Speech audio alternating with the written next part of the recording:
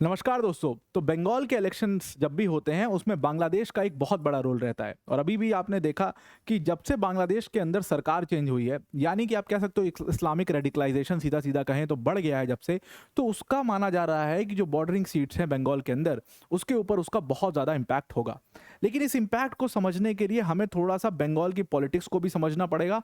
Waste Bengal की internal politics में TMC का क्या रोल है, इस बार की कैसी फाइट है, बीजेपी टीएमसी के बीच में क्या चल रहा है और इसका सबसे ज़्यादा फायदा किसको होने वाला है, उसको थोड़ा सा हमें समझना पड़ेगा। उसके बाद हम बांग्लादेश के इम्पैक्ट को सही तरीके से समझ पाएंगे, जब हम इस पूरी पॉलिटिक्स को समझ पाएंगे और सबके वोट बैंक को हम थोड़ा सा देख पाएंगे। अब इसको डिटेल में डिस्कस करते हैं। बंगाल इलेक्शंस के साथ बांग्लादेश का इम्पैक्ट, दोनों को एक साथ लेकर के चलते हैं, दोनों को डिटेल में डिस्कस करते हैं। पर वीडियो में आगे जाने से पहले एक बड़ी अनाउंसमेंट अनअकैडमी टीम की तरफ से कि अगर आप यूपीएससी सीएससी की प्रिपरेशन कर रहे हैं तो Unacademy is your one stop solution. और अनअकैडमी के साथ आप जुड़ सकते हैं अनअकैडमी के फाउंडेशन कोर्स में, वही फाउंडेशन कोर्स जिससे ऑल इंडिया रैंक 1, जिससे ऑल इंडिया रैंक 20 जैसे टॉपर्स जो हैं वो उस फाउंडेशन कोर्स से निकल करके आए। और इसका सिर्फ एक मात्र कारण है, वो कारण है कि अनअकैडमी के जो टॉप एजुकेटर्स हैं, जैसे मृणाल सर, प्रतीक सर, सुदर्शन सर जैसे एजुकेटर्स जो हैं, वो आपको इस फाउंडेशन कोर्स में पढ़ाते हैं और इसीलिए आप इसको ज्वाइन करेंगे तो आपकी भी रैंक शानदार आ सकती है। इसका प्राइस हमने सिर्फ और सिर्फ 16,999 कर दिया है। पूरे आज तक का लोएस्ट एवर प्राइस है ये अनअकैडमी की हिस्ट्री के अंदर, और ये प्राइस जो है वो 30 अप्रैल तक रहेगा। उसके बाद ये ऑफर खत्म हो जाएगा, उससे पहले आप इसको जरूर से अवेल कर लीजिए। Now coming back to the topic. अब देखिए, बंगाल के इलेक्शंस में जो 2026 का ये पूरा असेंबली इलेक्शंस है, इसके अंदर अगर आप कंटेंडर्स देखो तो दो कंटेंडर्स हैं, तृणमूल कांग्रेस और बीजेपी। कांग्रेस का इसमें कोई बहुत बड़ा रोल नहीं है। कांग्रेस का जैसे बाकी स्टेट्स में हाल हो रहा है, बाकी स्टेट्स में बहुत पुअर परफॉर्मेंस थी, वैसे ही कुछ कमोवेश वेस्ट बंगाल के अंदर भी है। उनका बहुत आधार नहीं बचा है वेस्ट बंगाल के अंदर। तो दो पार्टीज को देखा जा रहा है, एक बीजेपी है, दूसरी साइड तृणमूल कांग्रेस है। तृणमूल कांग्रेस का कहना है कि हम जीत रहे हैं, बीजेपी का कहना है कि हम जीत रहे हैं। लेफ्ट का बहुत बड़ा आधार हुआ करता था, लेकिन वो धीरे धीरे धीरे धीरे विद टाइम डिजॉल्व होता गया, खत्म हो गया। और अब एक दो सीटें छोड़ दो तो लेफ्ट बिल्कुल खत्म है बंगाल से भी। जैसे बाकी स्टेट से खत्म है, वैसे बंगाल से भी खत्म होती हुई लेफ्ट दिखाई दे रही है।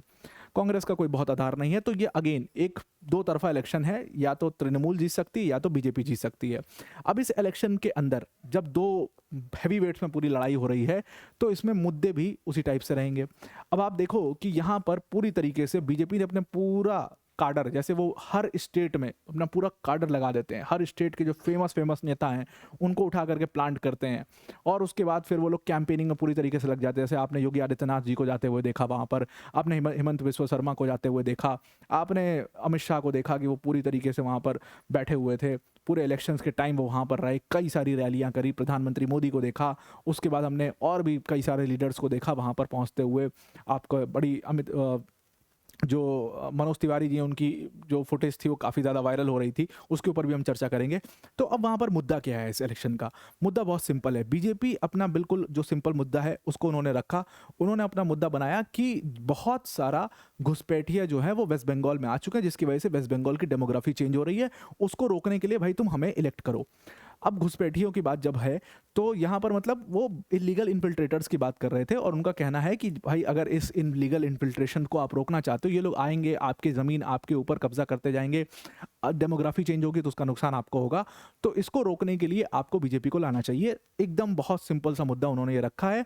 अगेन जो उनका हर स्टेट में रहता है तरीका कि एक मुद्दा रहे, लेकिन वो सारे लोग सेम मुद्दे के ऊपर फोकस कर रहे हैं, इधर उधर घूमते नहीं है ज़्यादा। और दूसरी चीज़, हिंदू वोट बैंक पॉलिटिक्स वो तो रहती ही है। अब इसका विरोध करते हुए ममता बनर्जी ने अपना मुद्दा निकाला। देखिए, ममता बनर्जी को भी अगर आप उनकी पूरा पॉलिटिकल इतिहास देखें तो इतनी आसान लीडर नहीं है। जैसे बीजेपी के लिए एकदम बिल्कुल हरियाणा इजी हो गया, राजस्थान इजी हो गया, या यूपी इजी हो गया, या कोई और स्टेट बिहार इजी हो गया, या बाकी स्टेट्स हैं, वैसा हाल यहाँ पर नहीं है। जैसे अब दिल्ली में देखिए, अब बीजेपी ने फील्ड किया और पूरी तरीके से गेम को पलट दिया। एकदम साल भर के अंदर पूरा गेम पलटा। केजरीवाल जी के हाथ से जो सत्ता गई, वो साल भर में वो एकदम गेम पलट दिया उन्होंने। वो चीज़ बंगाल के अंदर नहीं है। ममता बनर्जी का अपना एक बहुत बड़ा जनाधार है, बहुत बड़ा जनाधार है उनका अपना। तो इसीलिए ममता बनर्जी का वहाँ पर होल्ड बहुत ज़्यादा है। अब उन्होंने इसका विरोध करते हुए उन्होंने कहा कि बीजेपी तो सिर्फ हिंदू वोट बैंक पॉलिटिक्स करती है, और वही वो बंगाल में करने की कोशिश कर रहे हैं, और इसीलिए आप बीजेपी को मत लाओ। उनके भतीजे अभिषेक बनर्जी, उन्होंने कहा कि भाई ये घुसपैठियों की बात कर रहे हैं, घुसपैठिया को रोकने का जो पूरा मतलब ड्यूटी है वो किसकी है? वो तो सेंट्रल गवर्नमेंट की है। भाई बॉर्डर सिक्योरिटी फोर्स बीएसएफ किसके अंडर में आती है? बीएसएफ जो है वो सेंट्रल गवर्नमेंट के अंडर में आती है, तो उसमें हमारा क्या लेना देना? अब इसका जवाब देते हुए अमित शाह जी ने कहा कि भाई देखो, बंगाल में स्टेट गवर्नमेंट जो है वो घुसपैठियों को सपोर्ट कैसे करती है, क्योंकि बीएसएफ को जो आउटपोस्ट लगाने के लिए ज़मीन की रिक्वायरमेंट होती है और ये लोग जो है वो ज़मीन अलॉट नहीं करते जल्दी से, तो आउटपोस्ट प्रॉपर्ली नहीं रख पाती है, बड़ा टेम्पररी तरीके से आउटपोस्ट लगती है, जिसकी वजह से घुसपैठिए जो है वो आराम से घुस पाते हैं और सरकार उनको सपोर्ट करती है और उसके बाद वो आकर के मिल जाते हैं मेन पॉपुलेशन में। तो अमित शाह जी ने उसका इस तरीके से उसको पूरी तरीके से इस तरीके से काउंटर किया। अब अगर आप इन सारे मुद्दों को रखो, इन सारे मुद्दों को केंद्र में देखा जाए रख करके, तो बंगाल का इलेक्शन अब एक बंगाली आइडेंटिटी वर्सेस नेशनलिज्म के ऊपर हो चुका है। मतलब कि बंगाल के अंदर ममता बनर्जी जी के पास अब एक पॉइंट बचा था, that is the Bengali identity. उन्होंने कहा कि देखो, अगर बीजेपी आ जाती है या ऐसी कोई भी पार्टी आ जाती है, ये जो आपकी बंगाली आइडेंटिटी है, बंगाली प्राइड है, इसको खत्म कर देंगे। जैसे इन्होंने बाकी स्टेट्स में खत्म कर दिया, वैसे ये बंगाल के अंदर ये बंगाली आइडेंटिटी को खत्म कर देंगे, and that is all they are trying to do. और इसीलिए आप देखो कि बीजेपी के लीडर्स ने इसको काउंटर करने के लिए, नहीं भाई बंगाली आइडेंटिटी को हम खत्म नहीं करेंगे, हम भी बंगाली हैं। रीजन बहुत सिंपल सा है, बीजेपी के पास एक शुभेंदु अधिकारी को छोड़ दीजिए तो कोई ऐसा बहुत बड़ा बंगाल में फेस नहीं है जो बंगाली हो।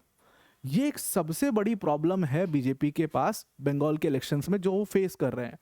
कोई ऐसा बड़ा बंगाली लीडर कभी उन्होंने ये खड़ा ही नहीं कर पाए। इसके पीछे कारण भी था, क्योंकि इनका आधार नहीं था बंगाल में, तो आधार नहीं था तो वैसे लीडर ज़्यादा निकल करके नहीं आ पाए।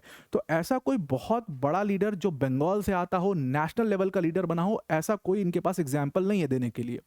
तो ममता बनर्जी की जो बंगाली आइडेंटिटी वाली बात है, इस चीज़ को लोग बाय भी कर लेंगे, बहुत आराम से बाय कर लेंगे।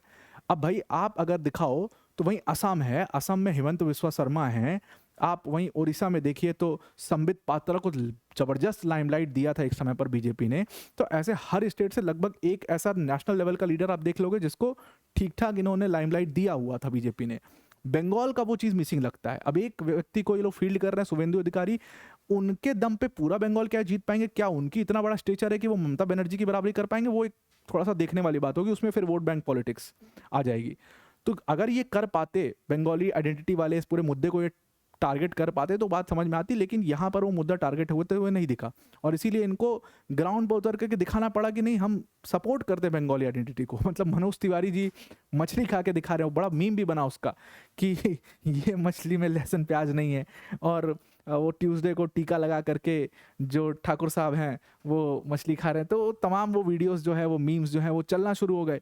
उसके बाद वो तमाम उसको फिर काउंटर पॉलिटिक्स में जनरली ऐसा होता है। ये क्यों करना पड़ा? क्योंकि यहाँ पर बात बंगाली आइडेंटिटी के ऊपर इलेक्शंस की थी। इसका मतलब इस इलेक्शन का मुद्दा बंगाली आइडेंटिटी पर आकर के टिक चुका है कि बंगाली आइडेंटिटी के ऊपर ये पूरा इलेक्शन हो रहा है, तभी बीजेपी को ये करके दिखाना पड़ रहा है। अब अगर आप बीजेपी का कंसोलिडेशन देखो वोट का, तो बीजेपी जो है बहुत सिंपल सा उनका कैलकुलेशन है कि हिंदू वोट के ऊपर वो बैक कर रहे हैं खुद को।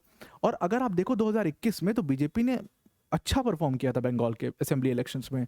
मतलब बीजेपी के पास उन जगहों से, जो बॉर्डरिंग एरिया से जहां पर बीजेपी बड़ा वीक मानी जाती थी, वहां से 17 सीट जीती थी। अभी मैं आपको फिगर भी दिखाऊंगा। तो यहाँ पर मतलब ये था कि बीजेपी का सिंपल सा कैलकुलेशन है कि जो हमारा हिंदू वोट बैंक पॉलिटिक्स है, तो 60% लगभग हिंदू वोट है वेस्ट बंगाल के अंदर। 60% वोट जो हिंदू वोट है पूरा वेस्ट बंगाल के अंदर, अगर बीजेपी को जीतना है तो बहुत सिंपल सा कैलकुलेशन है, ये पूरा वोट बैंक बिल्कुल भी टूटना नहीं चाहिए, एज इट इज़ पूरा ट्रांसफर हो जाना चाहिए, एज इट इज़ पूरा बीजेपी की तरफ ट्रांसफर हो जाएगा, तो बीजेपी आराम से निकाल सकती है। अब क्या ये पॉसिबल है बंगाल में? मुश्किल है, लेकिन असम के चीफ मिनिस्टर को इसीलिए यहाँ पर प्लान किया गया, क्योंकि ये सेम पैटर्न असम में दिखता है, जहाँ पर एक सिग्निफिकेंट मुस्लिम पॉपुलेशन रहती है, और वहाँ पर भी असमीज आइडेंटिटी के ऊपर बहुत ज़्यादा इलेक्शन होता है। तो असम के चीफ मिनिस्टर हिमंत बिस्वा शर्मा को लाया जाता है इसीलिए, और वो कहते हैं कि अगर असम में हमने ये करके दिखाया है, असम में हमने सारे हिंदू वोट कंसोलिडेशन करके और बीजेपी को लेकर के आए हैं, तो ये काम बंगाल में भी हो सकता है। और आप उनके भाषण उठा करके देखिएगा, वो पूरी तरीके से हिंदू वोट बैंक कंसोलिडेशन के ऊपर बात कर रहे हैं, बार बार बात कर रहे हैं। अब मुस्लिम्स, जिनका एक अच्छा खासा नंबर है बंगाल के अंदर, लगभग 27% सीट उनके पास, मतलब लगभग 27% वोटर्स मुस्लिम्स हैं वहाँ पर। अब ये जो 27% वोटर्स हैं मुस्लिम्स, अगर टीएमसी को जीतना है तो टीएमसी को अपना वोट बैंक यानी कि मुस्लिम वोट बैंक जो है वो तो पूरी तरीके से ट्रांसफर होता हुआ चाहिए ही चाहिए। लेकिन इसके साथ टीएमसी की राहें और मुश्किल तब हो जाती जब उनको बंगाल के अंदर हाफ हिंदू पॉपुलेशन का भी वोट चाहिए। और इसीलिए ममता बनर्जी विमेन के ऊपर, रूरल पुअर के ऊपर, बंगाली आइडेंटिटी के ऊपर बात करती हैं।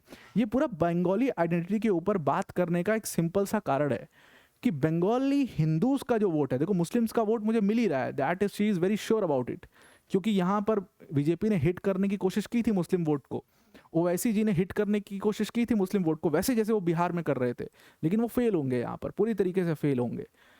वहीं पर ममता बनर्जी को पता है कि मुस्लिम वोट्स तो मुझे मिल रहे हैं, लेकिन मुझे जो सेंधमारी करनी है वो हिंदू वोट्स में करनी है, और इसीलिए वो बंगाली आइडेंटिटी वाली बात को बार बार प्लांट कर रही हैं ताकि हिंदू वोट्स जो हैं वो इधर उधर ना जाएं, वो भी ममता बनर्जी को मिले, और हाफ द हिंदू वोट्स उनको चाहिए इसको जीतने के लिए। अब ये पूरा जो जिन्होंने ये पूरा पीस लिखा, इन्होंने, ये राइटर जो हैं ये लंबे समय से बंगाल के इलेक्शंस देख रहे हैं, और इनका कहना है कि मतलब मैं 1978 से यूनिवर्सिटी के इलेक्शंस देखे, बंगाल में डिफरेंट इलेक्शंस देखे, बहुत ज़्यादा वायलेंस वाले इलेक्शंस देखे, और आप एक पैटर्न देखोगे, सेट पैटर्न देखते हो बंगाल के अंदर कि वहाँ पर जो भी सरकार रहती है लंबे समय तक रहती है। अब जैसे लेफ्ट की गवर्नमेंट रही तो 34 साल तक रही, टीएमसी रही तो 15 साल तक रही, तो जो भी सरकार रहेगी वो बहुत लंबे समय तक वहाँ पर रहती है। लेकिन बंगाल की खास बात एक है कि ये जितने भी पार्टीज आज तक पावर में रही हैं, इनका मेन मुद्दा जो है वो बंगाली लिंग्विस्टिक कल्चरल आइडेंटिटी का मुद्दा रहता है। ये बहुत ज़्यादा रिलीजियस पोलराइजेशन नहीं करते, या बहुत ज़्यादा रिलीजियस पोलराइजेशन बंगाल के इलेक्शंस में नहीं होता है या दिखाई नहीं देता होता हुआ। लेकिन इस बार के इलेक्शंस में डिफरेंट क्या था, इनके अकॉर्डिंग इस बार के इलेक्शंस में ज़बरदस्त पोलराइजेशन था। उनका मानना है कि कहते कि ऐसा पार्टीशन के टाइम्स पर भी पोलराइजेशन नहीं था जितना इस वाले बार पोलराइजेशन देखा जा रहा है, और इससे हो सकता है कि टीएमसी को शायद नुकसान हो जाए और बीजेपी को थोड़ा सा फायदा हो जाए। Now here comes the Bangladesh factor. अब बांग्लादेश की पॉलिटिक्स समझिए और उसका फिर इफेक्ट देखिए। बांग्लादेश में आपको पता है कि शेख हसीना की सरकार जो है वो जा चुकी है। शेख हसीना जब से बांग्लादेश के अंदर गई तो हम सबको पता है कि वहाँ पर रेडिकल इस्लामिस्ट जो ग्रुप्स थे उनका उदय हुआ, और हमने बहुत सारे इंसिडेंट्स देखे जहाँ पर माइनॉरिटी में जो हिंदूज थे उनको टारगेट किया गया, मंदिर को टारगेट किया गया, इस्कॉन मंदिर को टारगेट किया गया, विमेंस का रेप हुआ, हिंदूज के घर जलाए गए। बहुत सारे ऐसे किस्से, बहुत सारी ऐसी बातें हमने बांग्लादेश के अंदर देखी होते हुए, और उसको किसी ने रोका। जब ये सब कुछ हो रहा था, और ऐसा नहीं कि सिर्फ हिंदूज के साथ, ये सूफी मुस्लिम्स जो थे, मतलब सूफीज़म को जो फॉलो करते हैं, उनकी जो श्राइन्स थी, सूफी श्राइन्स थी बांग्लादेश में, बहुत ज़्यादा सूफी श्राइन्स थी, उनको टारगेट किया गया। तो जो ये लिबरल मुस्लिम्स थे, वो लिबरल मुस्लिम्स जो जनरली बिजनेस करते थे, वो लिबरल मुस्लिम्स बंगाल में आना शुरू हुए, और ये पूरा इस वायलेंस के बाद हुआ। वो बंगाल में घुसना शुरू करते हैं, और इसका इम्पैक्ट आप इस चीज़ से भी समझ सकते हो कि इस्कॉन मंदिर में जो वहाँ के सेंट थे चिन्मय प्रभु, जब उनको बांग्लादेश में अरेस्ट कर लिया गया था तो उसका प्रोटेस्ट जो है वो कोलकाता में बांग्लादेशी हाई कमीशन के बाहर हुआ था।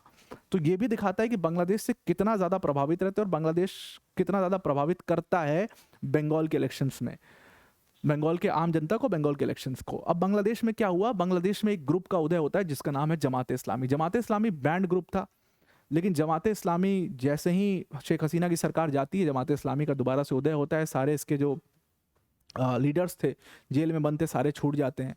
जमात इलेक्शन में उतरता है, और इलेक्शन में वो नेशनल सिटीजन्स पार्टी के साथ उतरता है जो लड़कों की पार्टी थी। ये दोनों लोग अपना आपस में अलायंस कर लेते हैं, और दूसरी तरफ बीएनपी होती है। इलेक्शन होते हैं पूरा बांग्लादेश के अंदर, और जैसा माना जा रहा था कि जमात इस्लामी के पास ठीक ठाक अपना ग्राउंड लेवल का काडर है, वो ठीक ठाक नंबर की सीट्स ले आ सकती हैं। वैसा ही हुआ बांग्लादेश में। जब पार्लियामेंट्री चुनाव हुए तो जमात इस्लामी ने भी बहुत अच्छा परफॉर्म किया। यहाँ पर मतलब एक तरफा इलेक्शन तो हुआ, बीएनपी ने 213 सीटें यहाँ पर जीती, टोटल इनके पास 300 सीटें हैं। लेकिन जमात इस्लामी जो अपने प्राइम में जब थी, अपने इतिहास में आज तक सिर्फ उसने 18 सीटें जीती थी, वो जमात इस्लामी 68 सीट जीतने में सफल होती है, और उसके साथ जो उसके अलायंस में एनसीपी रहती है वो 9 सीटें जीतती है।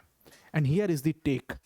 अब ये लोग, ये कोर टिपिकल इस्लामिस्ट पार्टीज हैं जो कि बांग्लादेश को एक इस्लामिस्ट नेशन बनाना चाहते हैं, ये लोग पावर में आ रहे हैं। तो अब वहाँ पर सरकार जो बनेगी उसका पावर डायनेमिक्स कैसा होगा, तो कहा जा रहा है कि लोग मिल करके सरकार बना लेंगे, क्योंकि ये सब एक साथ काम कर चुके हैं शेख हसीना के खिलाफ। तो मिल करके सरकार ऐसी बनेगी कि प्रेसिडेंट हो सकता है मोहम्मद यूनुस रहें, प्राइम मिनिस्टर उसमें जो तारिक रहमान है वो द ब्लैक प्रिंस वो प्राइम मिनिस्टर होंगे, और उसके बाद डेप्यूटी प्राइम मिनिस्टर यहाँ पर जो जमात के चीफ हैं शफीकुर रहमान, उसको यहाँ पर डेप्यूटी प्राइम मिनिस्टर बनाया जाएगा। अब ये सबसे बड़ी प्रॉब्लम है, क्योंकि ये पूरी जो इस्लामिस्ट आइडियोलॉजी वाली पार्टीज़ हैं ये पावर में आई हैं, और सबसे बड़ी बात है कि जमात इस्लामी ने जो 68 सीटें जीती हैं, अगर आप उसको देखो तो ये 68 सीटों में से ज़्यादातर सीट उन्होंने उस रीजन से जीती है। लगभग 51 सीटें हैं जो कि बंगाल से जो बॉर्डर लगता है उन जगहों पर इन्होंने जीती है। यानी कि बंगाल और बांग्लादेश का जो बॉर्डर वाली सीटें हैं, जिसका जैसे रंगपुर, राजशाही, गरीबंधा, सतखीरा, ये वो सीटें हैं बांग्लादेश के अंदर जिसका बॉर्डर डायरेक्टली वेस्ट बंगाल के साथ लगता है, और इन सीटों से जमात इस्लामी जीतती है। तो जमात इस्लामी जब इन सीटों पर जीती है, इसका मतलब कि जहाँ पर बहुत सिग्निफिकेंट इस्लामिस्ट कंट्रोल है, सिग्निफिकेंट इस्लामिस्ट रेडिकलाइजेशन है, और इसका इम्पैक्ट वेस्ट बंगाल की जो बॉर्डरिंग सीट्स है उसके ऊपर भी होगा। अब वेस्ट बंगाल में टोटल 294 सीटें हैं, जिनमें से 44 ऐसी सीट है जो कि 44 ऐसी असेंबली कॉन्स्टिट्यूएंसीज हैं जो कि जिनका बॉर्डर बांग्लादेश के साथ लगता है, और इनके आप नाम देख लो, जनरली जितना वायलेंस होता है इलेक्शन में वो इन्हीं सीट के ऊपर होता है। नॉर्थ दिनाजपुर, साउथ दिनाजपुर, जलपाईगुड़ी, बेहर, उसके साथ नॉर्थ 24 परगना, साउथ 24 परगना, मुर्शिदाबाद, मालदा, बहुत बड़े दंगे 2025 में हुए थे, मुर्शिदाबाद में ही हुए थे। ये वो सीट्स हैं जो बहुत ज़्यादा डिस्टर्ब रहती हैं, और यहीं पर एक्चुअल टेक लाइज, यहाँ पर इन सीटों के ऊपर काफ़ी सिग्निफिकेंट कंट्रोल टीएमसी का माना जाता है, और टीएमसी यहाँ से खूब वोट निकालती है, यहाँ से खूब सीटें निकालती है। कहा जाता है कि टीएमसी लगभग, मतलब पिछले जो 2021 के चुनाव हुए थे, टीएमसी ने 44 में से 27 सीटें जीत ली थी, और ये बहुत बुरा परफॉर्मेंस था टीएमसी का। टीएमसी इसमें 40 में से 44 में से मतलब 35 सीट भी एक्सपेक्ट करती, तो 2021 के इलेक्शन में उन्होंने 27 सीटें जीती, वो दुखी थे कि उनके ज़्यादा सीट नहीं आ पाई। शॉकिंगली यहाँ से बीजेपी ने उसी साल 2021 में इन्हीं 44 सीट में से 17 सीट जीतने में बीजेपी सफल हुई थी, and this was actually rise of BJP in Bengal. अब यहाँ पर बीजेपी ये 17 सीटें जीती कैसे? देखिए, बांग्लादेश के अंदर जब हिंदूज के ऊपर वायलेंस हो रहा था, और जब से होता रहा है, शुरू से काफ़ी वायलेंस हुआ है बांग्लादेश में हिंदूज के ऊपर, तो बहुत सारे बांग्लादेशी हिंदूज भी भारत आए हैं, और बांग्लादेशी हिंदूज में बड़ी संख्या माटुआ हिंदूज की थी। ये माटुआ हिंदूज बहुत बड़ी संख्या में बांग्लादेश में आकर के, बंगाल में आकर के सेटल हुए, और धीरे धीरे वोटर बन गए। तो ये जो माटुआ वोटर्स थे, जब इन्होंने वोट किया, क्योंकि ये वो अपीजमेंट देख चुके हैं, वो देख चुके हैं कि क्या हाल होता है जब या बहुत ज़्यादा रेडिकलाइजेशन हो जाता है, बहुत ज़्यादा रेडिकल इस्लाम आ जाता है, तो क्या हालत होती है नॉन मुस्लिम्स की। तो इन्होंने उस चीज़ को समझा, और ये माटुआ वोटर्स ने जब वोट किया, भले ये बांग्लादेशी थे, लेकिन जब ये आए यहाँ पर, तो इन्होंने जब वोट किया तो इन्होंने बीजेपी के लिए वोट किया 2021 के चुनाव में।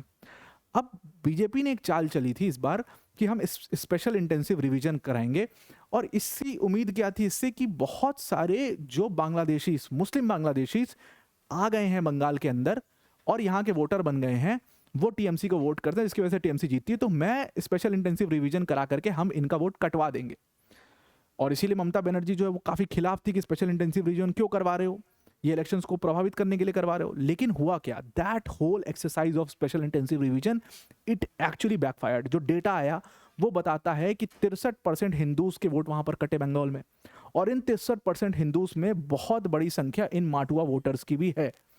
यानी कि स्पेशल इंटेंसिव रिवीजन से बंगाल के अंदर बीजेपी को टेक्निकली नुकसान हुआ, क्योंकि माटुआ वोटर्स का जो वोट उनको मिलता था वो अब नहीं मिलेगा, क्योंकि ये बांग्लादेशी थे, और इसीलिए इनके वोट कट गए। मुर्शिदाबाद में 2025 में बहुत तगड़ा वायलेंस हुआ था, और उसकी वजह से भी काफ़ी ज़्यादा रेडिकलाइजेशन वहाँ पर है, और इन्हीं सारे कारणों की वजह से वहाँ पर ठीक ठाक आपको इस समय पर जो रिलीजियस पोलराइजेशन है वो देखने को मिल रहा है। और रिलीजियस पोलराइजेशन पर इलेक्शंस पहली बार बंगाल में इस लेवल पर देखे जा रहे हैं। अब टीएमसी का वोट बैंक बहुत सिंपल है, मुस्लिम डोमिनेंट एरियाज, मुस्लिम डोमिनेंट डिस्ट्रिक्ट्स जैसे मालदा, मुर्शिदाबाद, ये सब हैं।